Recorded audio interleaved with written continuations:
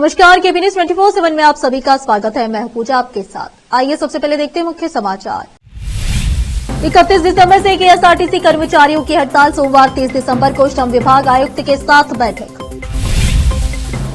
कांग्रेस सरकार आरटीसी को खत्म करना चाहती है, भाजपा महासचिव टी राजीव ने लगाया आरोप।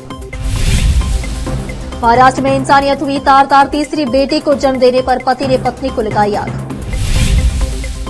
हमारा संविधान समय की कसौटी पर खरा उतरा, मैं इसकी वजह से यहां तक पहुंचा, मन की बात में बोले प्रधानमंत्री नरेंद्र मोदी। साउथ कोरिया में लैंडिंग गियर में खराबी से रनवे पर फिसला विमान, कई लोगों की हुई मौत।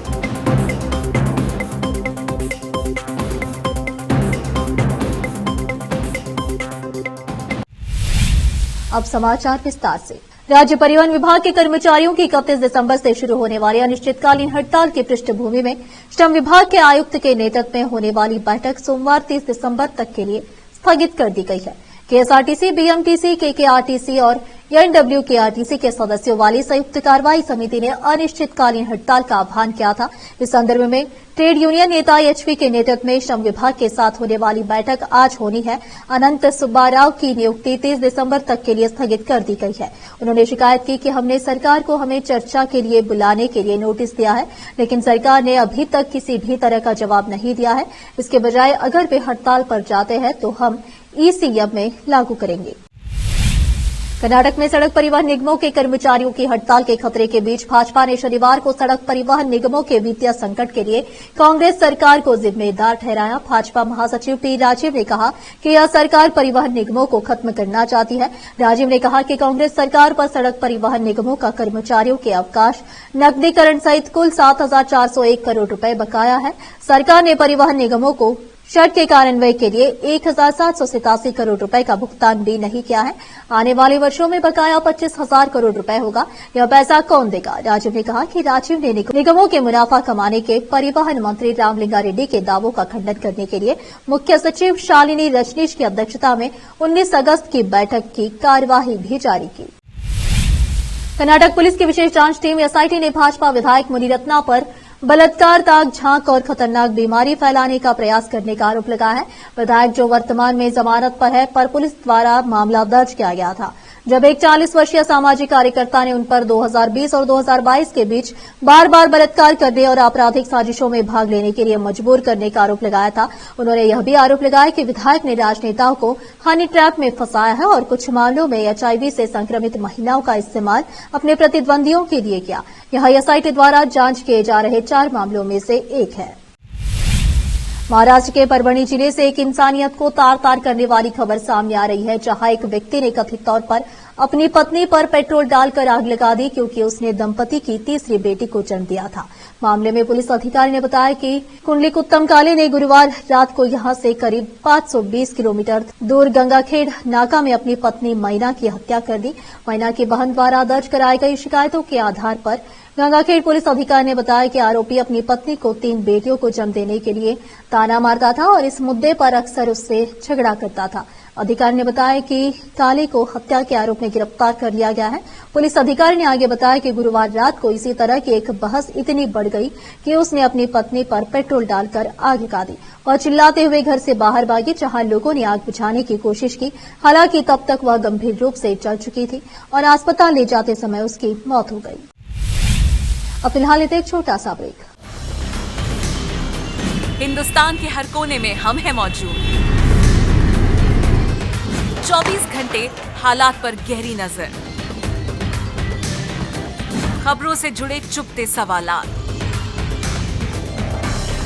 और आपको दिखाता है धार्मिक, सामाजिक, राजनीतिक, लोकल और इंटरनेशनल न्यूज की सबसे बेहतर कवरेज, जो आपको रखती है हर पल बाखबर। देश और दुनिया भर की खबर के लिए देखते रहें केपी न्यूज 24/7। ನಮಸ್ತೆ, ನನ್ನ ಹೆಸರು ಅಶ್ವಿನಿ. ನಾವು ಮಹಾರಾಷ್ಟ್ರ ಉಡುಪಿಯಿಂದ ಬಂದಿದ್ದೆವು. ನಮ್ಮ ಮದುವೆಗೆ 14 ವರ್ಷ ಆಯಿತು, ಮಕ್ಕಳಾಗಿರಲಿಲ್ಲ. ನಾವು 4-5 ಸಲ ತೋರಿಸಿದೆವು. ಬೀದರ್, ಬಸವಕಲ್ಯಾಣ, ಔರಂಗಾಬಾದ್, ಹೈದರಾಬಾದ್ ಎಲ್ಲ ತೋರಿಸಿದೆವು. ಎಲ್ಲಿ ಭೀ ಮಕ್ಕಳಾಗಿರಲಿಲ್ಲ. ಇಲ್ಲಿ ಬಸವಕಲ್ಯಾಣ ಜೀವನ್ ಜ್ಯೋತಿ ಹಾಸ್ಪಿಟಲ್ ಬಂದಿಲ್ಲ.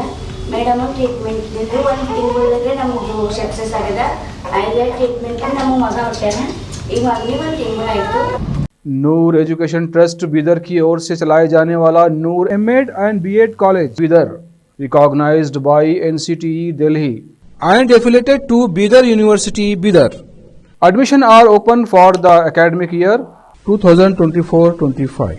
विशेषज्ञ और सक्षम शिक्षकों द्वारा शिक्षा प्राप्त करने के लिए नूर एमएड एंड बीएड कॉलेज में दाखिला लें और शांत वातावरण में शिक्षा प्राप्त करें।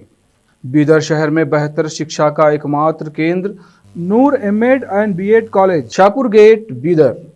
Phone numbers 9945283920, 8482221297।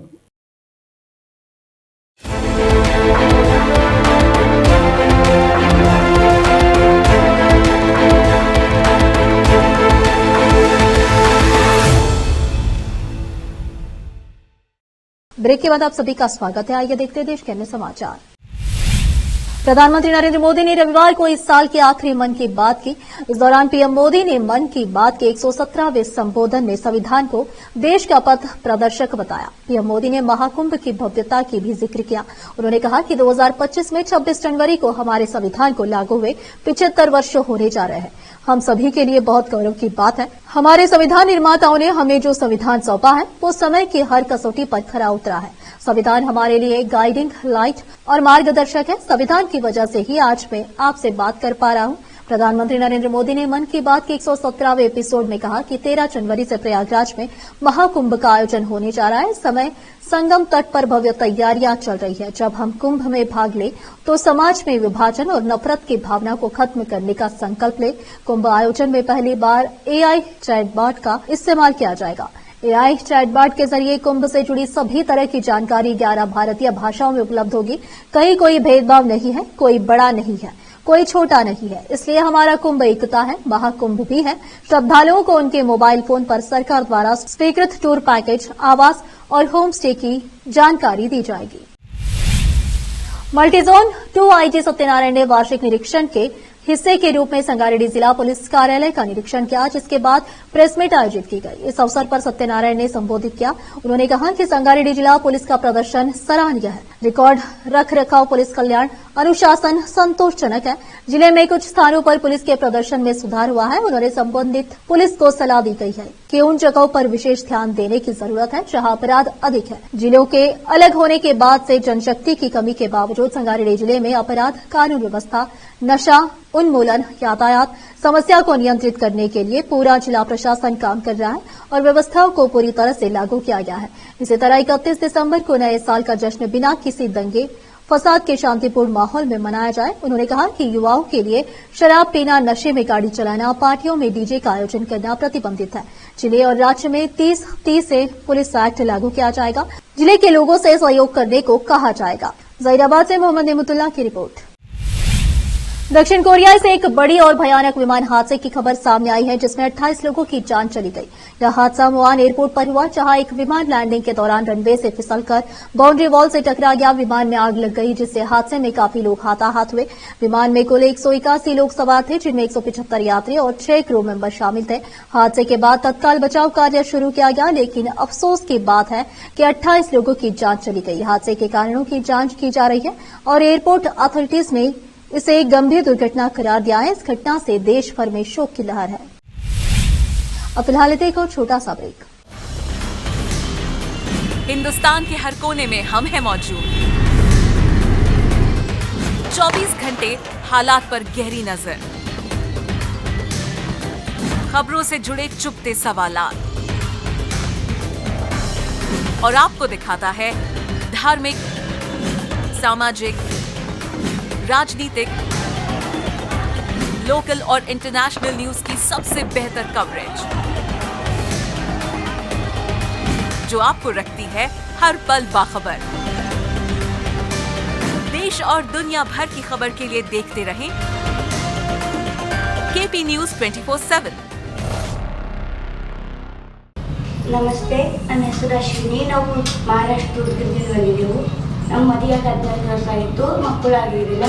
ನಾವು 4-5 ಸಲ ತೋರಿಸಿದ್ದೆವು. ಬೀದರ್, ಬಸವ ಕಲ್ಯಾಣ, ಔರಂಗಾಬಾದ್ ಹೈದರಾಬಾದ್ ಎಲ್ಲ ತೋರಿಸಿದೆವು. ಎಲ್ಲಿ ಭೀ ಮಕ್ಕಳಾಗಿದ್ದಿಲ್ಲ. ಇಲ್ಲಿ ಬಸವ ಕಲ್ಯಾಣ ಜೀವನ ಜ್ಯೋತಿ ಹಾಸ್ಪಿಟಲ್ ಬಂದಿಲ್ಲ. ಮೇಡಮ್ ಟ್ರೀಟ್ಮೆಂಟ್ ಒಂದು ತಿಂಗಳಿಗೆ ನಮಗೆ ಸಕ್ಸಸ್ ಆಗಿದೆ. ಐದೇ ಟ್ರೀಟ್ಮೆಂಟ್ ನಮ್ಮ ಮಗ ಹೊಟ್ಟಾನ. ಈಗ ಮಗನಿಗೆ ಒಂದು ತಿಂಗಳಾಯಿತು. नूर एजुकेशन ट्रस्ट बीदर की ओर से चलाए जाने वाला Noor MEd and BEd college Bidar recognised by NCTE Delhi and affiliated to Bidar University Bidar. Admission are open for the academic year 2024-25. विशेषज्ञ और सक्षम शिक्षकों द्वारा शिक्षा प्राप्त करने के लिए नूर एमएड एंड बीएड कॉलेज में दाखिला लें और शांत वातावरण में शिक्षा प्राप्त करें। बीदर शहर में बेहतर शिक्षा का एकमात्र केंद्र Noor MEd and BEd college, Shahpur gate, Bidar. Phone numbers 9945283920 8482221297।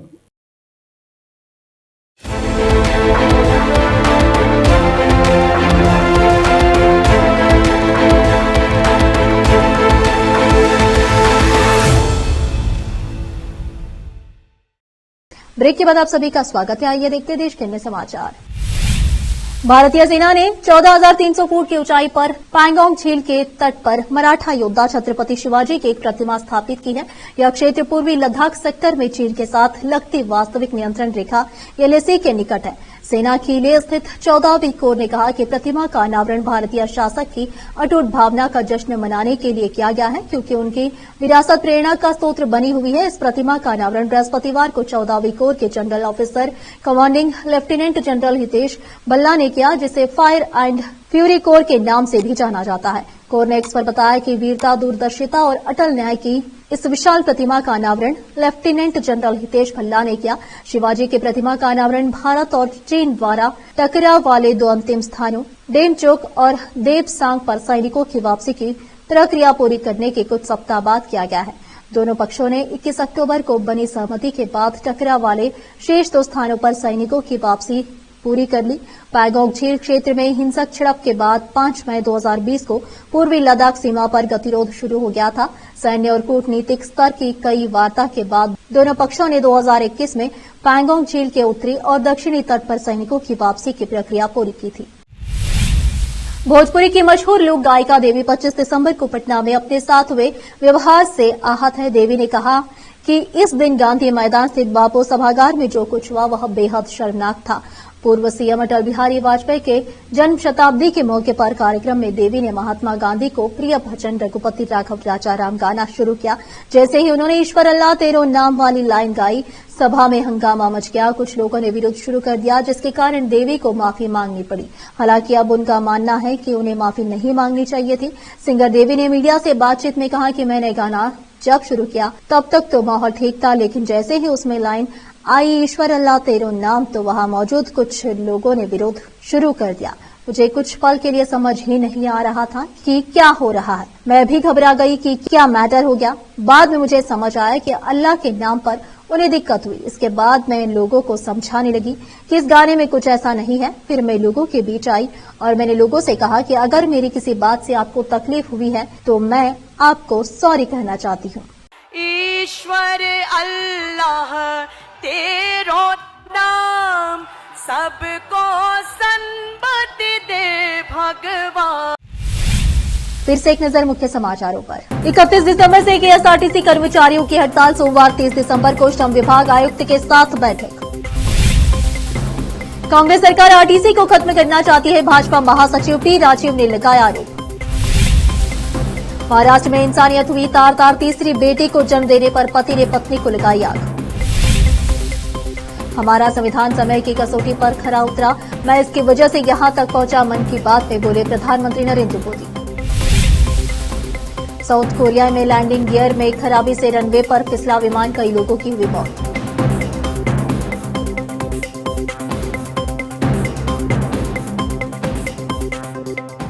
KP news में इस वक्त के लिए इतना ही। देश प्रदेश के समाचारों के लिए देखते रहिए आपका अपना चैनल केपी न्यूज 24/7। धन्यवाद।